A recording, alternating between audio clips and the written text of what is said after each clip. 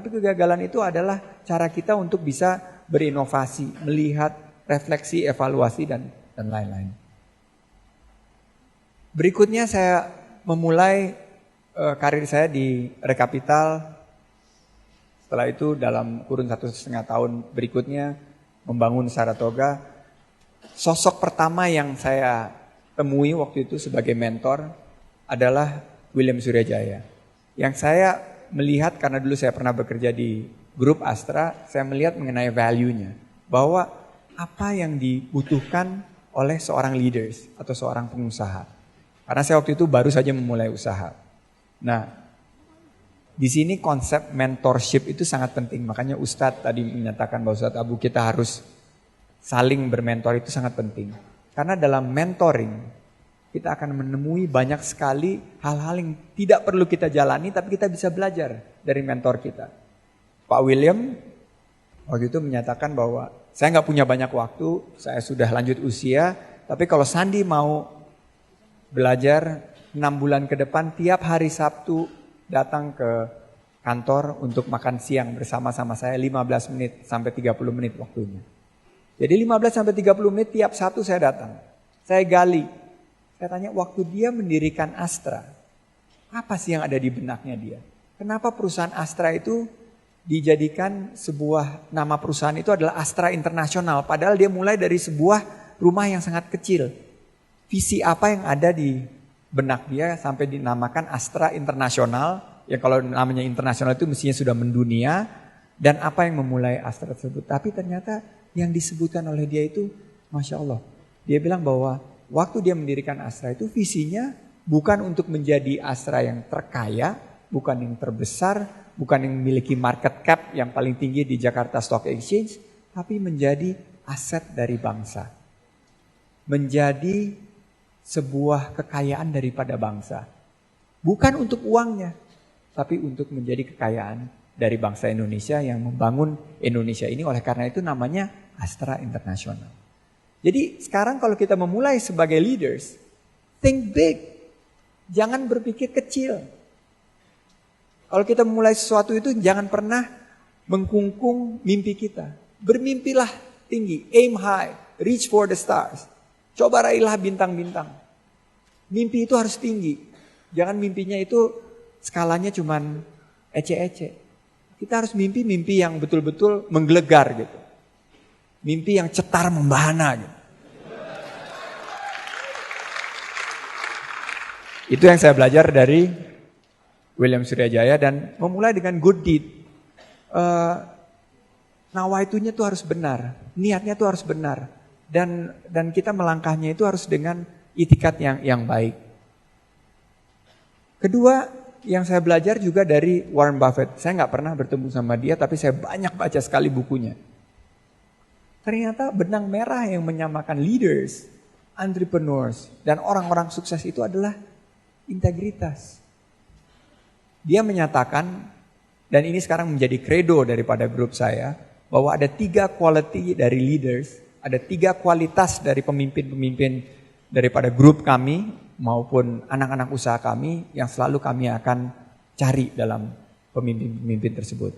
1 adalah integritas. Ini gak bisa ditawar-tawar.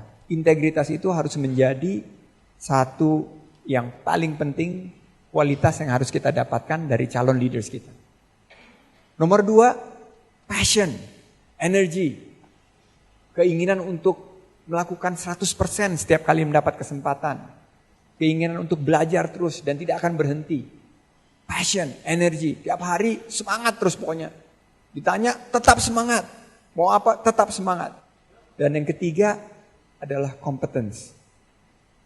Competence, intelligence, kapasitas, kepintaran kita, IQ, dan lain-lain. Tapi kalau disuruh milih di antara 3, yang terpenting itu adalah integritas. Karena kepintaran maupun passion, energi tanpa integritas akan membunuh apapun usaha kita. Jadi integritas itu tidak bisa ditawar-tawar. Integritas itu menjadi satu kriteria yang akan menentukan apakah kita akan menjadi successful leaders atau tidak. Kita belajar dari Warren Buffett. Warren Buffett tekun menjalaninya 45 sampai 50 tahun. Dia menangani dan membeli beberapa perusahaan dan membesarkan perusahaan tersebut. Dan dengan keyakinan dan ketekunan itu sekarang Warren Buffett menjadi orang nomor 2 terkaya di seluruh dunia. Berikutnya kita juga bisa belajar tentang apa aja values yang perlu juga didorong oleh para leaders. Sekarang di kalangan anak muda paling sering didengar salah satu yang sering disebut oleh mereka adalah EGP. Emang gua pikirin, bodoh amat. Seorang leaders gak boleh memiliki semangat EGP atau semangat tidak memikirkan. Karena every leaders harus sangat peka terhadap lingkungan di sekitarnya. Seorang leaders itu harus aware of surroundings. Antitesa EGP itu ada di setiap leaders. Leaders itu harus punya compassion. Dia melihat di sekitarnya dan dia melihat apa yang bisa kita ubah. Saya memulai gerakan berlari berbagi sekitar 5-7 tahun yang lalu. Itu dimulai dari dalam berlari setiap pagi saya melihat ke kiri ke kanan. Banyak sekali ternyata yang harus kita solusikan. Dan seorang entrepreneur itu tugasnya harus memberikan solusi kepada komunitasnya. Menjadi rahmat bagi semesta alam. Menjadi rahmatan lil alamin. Nah ini adalah konsep aware of your surroundings. Karena tanpa kita aware, tanpa kita peka, kita akan hilang kesempatan kita untuk melihat peluang tersebut. Melihat opportunity tersebut. Jadi seperti mata elang, kita harus melihat terus. Peluang itu hadir. Allah itu maha adil. Setiap kali kita diberikan tantangan, failure dan lain-lain selalu ada opportunity, ada peluang. Saya diberikan failure untuk ketemu Pak Dahlan, ternyata dibukakan pintu untuk ketemu di dalam lift. Mungkin juga Pak Dahlan takut kalau saya nggak diberikan deal itu, nanti saya cekek di dalam lift dia. Saya bagaimana bertransformasi dari seorang konsultan menjadi investor juga diberikan sebuah tantangan yang menjadikan peluang. Salah satu klien, saya lebih baik tidak sebutkan namanya, tidak memiliki itikat baik untuk membayar. Akhirnya dia bilang, 30 hari saya kirim tagihan gak dibayar. Dia bilang bulan depan. Saya datang bulan depannya, dia bilang 2 minggu lagi. Saya udah mulai ketar-ketir nih, klien gak bayar nih. Saya datengin lagi, dia bilang waktu udah 2 minggunya habis, dia bilang maaf kami dalam keadaan kesulitan keuangan, kami tidak sanggup membayar fee-nya dan sukses fee kita sebut sebagai sukses fee setelah restrukturisasi, tapi kita ada proposal. Satu, dia bilang fee-nya itu bisa dibayar dengan tumpukan stationery bekas yang saya lihat ada di satu pojok, rupanya stationery yang gak kepake oleh grup dia. Sebagian lagi dibayar dengan mobil bekas, Honda Civic, udah 10 tahun kalau gak salah waktu itu. Dan saham di salah satu anak usaha mereka yang waktu itu memang sedang terpuruk. Saya ada 2 choice. Ada 2 alternatif, saya marah, gak menerima tawaran tersebut dan ngedumel pulang, atau saya ikhlas, terima dan menyatakan oke, saya terima tapi besok-besok bayar di depan deh. Akhirnya saya ambil opsi yang pertama, yaitu saya ikhlas, saya terima, oke saya terima, gak apa-apa kalau dalam kesulitan keuangan. Padahal saya tahu dia sanggup bayar, tapi dia gak mau aja bayar. Beda loh, orang mau bayar sama orang tidak sanggup bayar. Kelihatannya dia sanggup bayar tapi gak mau bayar. Ya udah saya ikhlas, saya terima. Stationery-nya dipakai untuk di kantor, bikin draft, mobil bekas dijual untuk bayar gaji di kantor. Saham itu karena gak ada nilainya, masukkan ke dalam laci. Ternyata setelah 3 bulan ada staf saya bilang, Pak, dulu dikasih saham perusahaan ini ya Pak ya, waktu itu sebagai bagian dari pembayaran. Perusahaan udah publik waktu itu. Iya, itu harga sahamnya naik loh. Loh, kenapa? Ya karena sahamnya ternyata sektornya menjadi sektor yang primadona. Waktu itu sektornya adalah pertambangan batu bara. Awal tahun 99 tidak ada yang mau berinvestasi di batu bara. Di tahun 2000 harga batu bara mulai meningkat karena waktu itu ada permintaan dari Cina dan India. Itu saya lihat, wah harga sahamnya udah naik 3 kali lipat daripada yang waktu itu diberikan kepada kita. Minggu depannya naik lagi. Akhirnya saya bilang sama partner kita jual aja.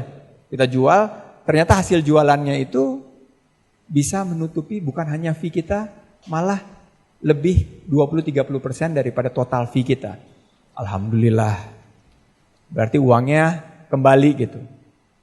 Tapi ternyata itu juga tidak berhenti di situ. Di minggu ke-3, minggu ke-4 setelah kita jual, sahamnya terus naik.